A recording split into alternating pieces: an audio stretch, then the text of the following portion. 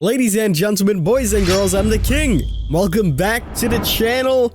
F in the chat, boys. Ruin is gone. That and much more information was revealed to us today on the Dead by Daylight forum post, in which they spoke about the PTB that is coming out tomorrow. So we're not going to waste any time. We're going to jump straight on into this and talk about all of the changes that are going to be coming on into the game. So first of all, on the list, the biggest takeaway is that the doctor is going to be updated. We spoke about some of the doctor changes in previous videos, and tomorrow's finally the day that we're going to be testing him and seeing how it works. I've been seeing a lot of mixed opinions, some people saying that he's getting nerfed, people saying that he's going to be too strong, and I'm hopeful for it. This is the same way I feel about Ruin, but we'll talk about that in a second. I think we need to play it first before we can give a good opinion on it, and depending on our feedback is how they're going to tweak and fix him. So let's read what they had to write on the forums post. In the next mid-chapter update, we'll be changing core elements of the Doctor's gameplay. He's been a polarizing figure since his release, and we felt that it was time to revisit his kit with an eye to making it less frustrating to play against him.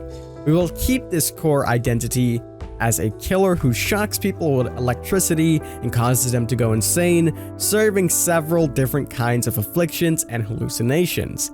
Some of his abilities and most of his add-ons will get an update pass. Now, mainly the big takeaway of this is literally everything we spoke about before. I'm not going to focus too much on this. You can watch our other videos or even our podcast in which we discuss the changes and what's happening. But long story short, he's going to have one mode now and move at 115% speed, so he won't hold his power and then open his hand. He won't do those. There won't be any treatment and punishment mode. Instead, he'll have one mode and people will progressively build up their madness, and every 60 seconds on his use, he can do a static blast, and with this blast, your insanity will go up. In addition to this, he will still have his base power where he can shock people. There's a little bit more of a cooldown to it, so similar to like the pig crouching or something like that, he'll use an alternate key and shock you at will. That's long story short with the Doctor. We'll have to actually play him in order to give a good opinion on him tomorrow when the PTB comes out. I'll be playing it and breaking it down for you guys, as well as all of the other patch notes. I did actually get my hands on the patch notes a little bit early, and I've read through a lot of things. There's a lot of changes, and I want to go through all of them today, but there's just so much to talk about, and right down here is what I want to focus on instead for today, because I think this is right now the hottest topic in Dead by Daylight. I've been looking and asking people about their opinions and how they feel about this, and as you guys can see right here, Hex Ruin and Gatekeeper update. Hex Ruin is getting a change, so let's read what they wrote and then we'll discuss and give my opinions on it. The upcoming mid-chapter update will also include a major overhaul to Hex Ruin and an associated update to the Gatekeeper emblem. Recent data showed that Hex Ruin is used in over 80% of games in red ranks, and across the entire user base, it appears to be in 45% of games. So they're basically saying Ruin is so meta that they want to change it. So let's read what they had to say. We took a close look at the perk to identify what makes it so frustrating to play against. 3 key issues were identified. Now, before I jump on into these key issues that were identified, it struck me when I read this for the first time, because I woke up and I read this and I was like, wait, they're identifying that 80% of people are using this perk, right? This is a meta perk.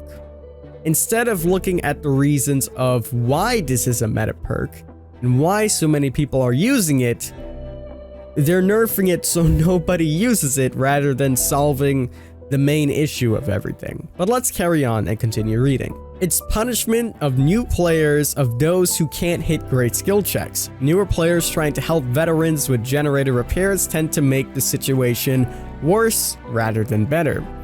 The passive nature of the gameplay pressure it provides mean that there is a huge amount of potential with very little effort or risk on behalf of the killer. And finally, its inconsistency due to the random nature of the apparent interval of skill checks. We also looked carefully to see how it functions as part of the killer's loadout. Beyond obvious desire to slow down gen repair, Hex Ruin functions as one of the very few perks effective at slowing generator speed in the first couple minutes of the trial. This is important to killer's ranking because the Gatekeeper emblem highly rewards keeping as many of the 7 generators incomplete as they can for as long as possible. Because Hex Ruin is one of the few tools a killer has for getting an iridescent Gatekeeper emblem, the update needed to respect that. Just a straight up nerf without considering the consequences for the emblem wouldn't be a good plan. So therefore, getting into the Hex Ruin change, let's go over the Gatekeeper emblem. Currently, Gatekeeper's underlying points are scored as a number of points per generator remaining to the repaired multiply by which minute of the match is in. Additional points are scored for any remaining generators at the end of the trial. This provides much less of a reward to a killer who loses 3 gens quickly, but then doggedly keeps the last few until the end of the match. The new version of Gatekeeper is simpler. 1 point is scored per generator remaining to the repair per minute for the first 9 minutes. At the end of the trial, if both exit gates remain closed, additional points are scored. For less focus on keeping 7 generators open, we can move on and change Hex Ruin without making it significantly harder for killers to do well in Gatekeeper. So here are the new Hex Ruin changes that we are going to receive. Also, another issue with this before I jump on in, if both exit gates remain closed, additional points are scored. Killers can also open the doors, and this is something that some killers tend to do when they have Blood Warden or things like that. If you are relying on Blood Warden or perks like that, remember me, anything like that, this is kind of like a kick when you're down. I, for one, whenever I use Blood Warden, I knock someone down, open the gate, hook them, and then get the 60 seconds to murder everybody. So that's something else that, you know, they need to consider. Let's continue on reading. The new Hex Ruin is simple. All generators are affected by Ruin. If a generator is not being worked on, it regresses at 1.5 and 2 times the normal rate of progression. The Hex effect persists as long as the related Hex totem is standing. This version of the perk has many benefits. Survivors who are working on generators are unaffected as the perk no longer affects skill checks. Killers must be active in pushing survivors off generators to get value from it. It is less useful in early game, but very useful in late game. Survivors now have more interesting choice about when it is necessary to find and cleanse the Hex totem. And then they spoke about the Larry's map being reworked. As I said, we'll talk about those things tomorrow. For now that we got everything out the way and we're all on the same page, I want to give my opinion on this and how I feel about this and everything like that. So the number one issue in Dead by Daylight is how fast games go. We spoke about this in our podcast and we had ideas on how to rework Ruin so it can actually be useful in game as it gets cleansed so quickly per match, and both the survivor mains and the killer mains were agreeing to that. With this change, they want it so that later game it's going to be more beneficial to you. Now, there's a couple of issues with that. The first issue is that Hex totems don't last until late game. Think about normal Hex Ruin, or even a perk that people don't know about, such as Devour Hope, okay? You won't know about Devour Hope for until maybe 3 hooks, until someone gets down and it's like Devour Hope. Think about how rare it is for Devour Hope to work. You know, it's very, very rare because people see the totem, they cleanse it, and they break it. And I did read some of the patch notes. They did say that some of the Hex totems, or some of the totems in general, are going to be hidden a little bit better. But realistically, people are still going to remember those spots, find the totems, and cleanse it. You know, it's not difficult to do that.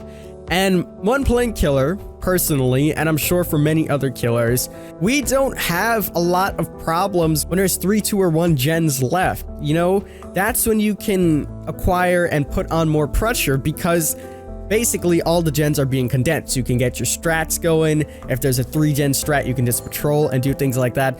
The issue is the early gens, like when there's 5 gens remaining or 4 gens remaining, you don't have that much pressure to go on one side of the map or the other side of the map. And the easiest way to solve this is by reworking some of the maps, making them smaller, putting the gens closer, things like that. You know, things that would help balancing a little bit better. With the old Hex Ruin, this is why people use it. That way, if someone was halfway across the map from you, working on a gen, instead of that gen just flying by, you will now have the opportunity to make it there to put that pressure on. Removing this and putting this perk here is basically going to kick it straight out the meta, which I think that's kind of what they're going for. As I said, 80% of players are using this, but it's going to be to little to no benefit. And that's because once survivors figure out that, these gens are regressing, as soon as I step off of them, that's pretty much it.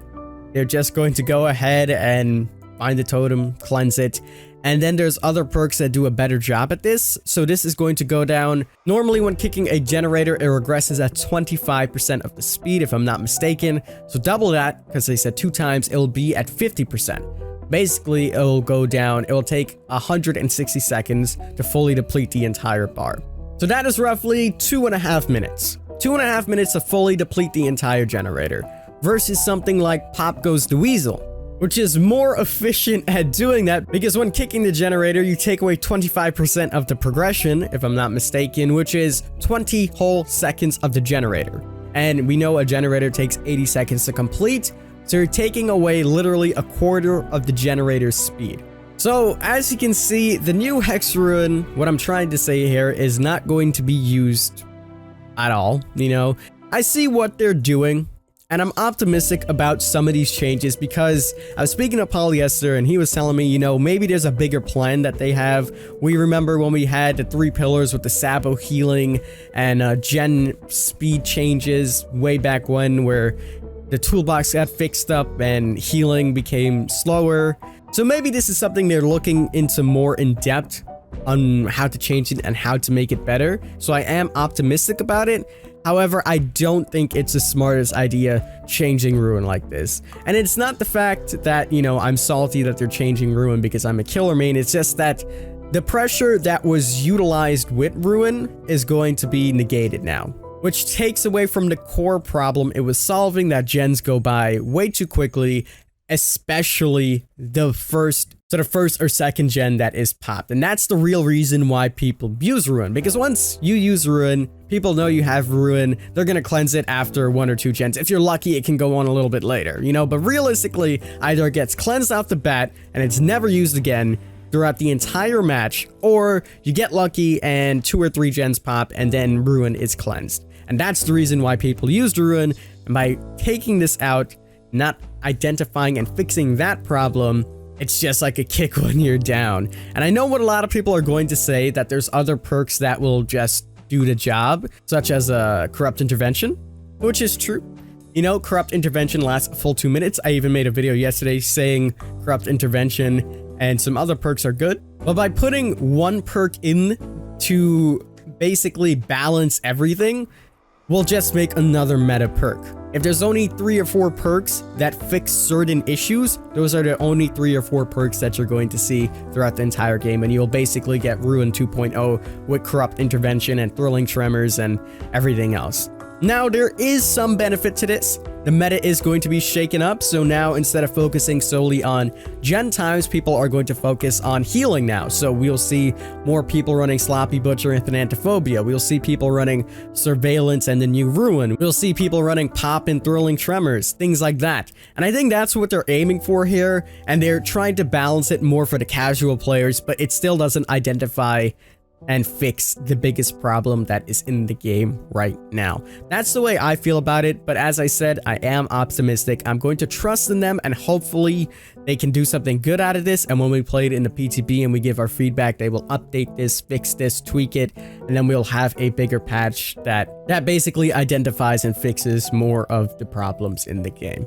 But that's gonna wrap it up for my mini rant session, I guess. I want to talk about this more, so we'll be streaming tomorrow when the PTB comes out. We can talk about it then if you guys are interested in that. The link to my Twitch will be in the description. We're going for that partner push. We're very, very close. I want to thank you guys yesterday for coming out as well and showing all of your support. I also have one little mini announcement, because I was meant to do this and I forgot.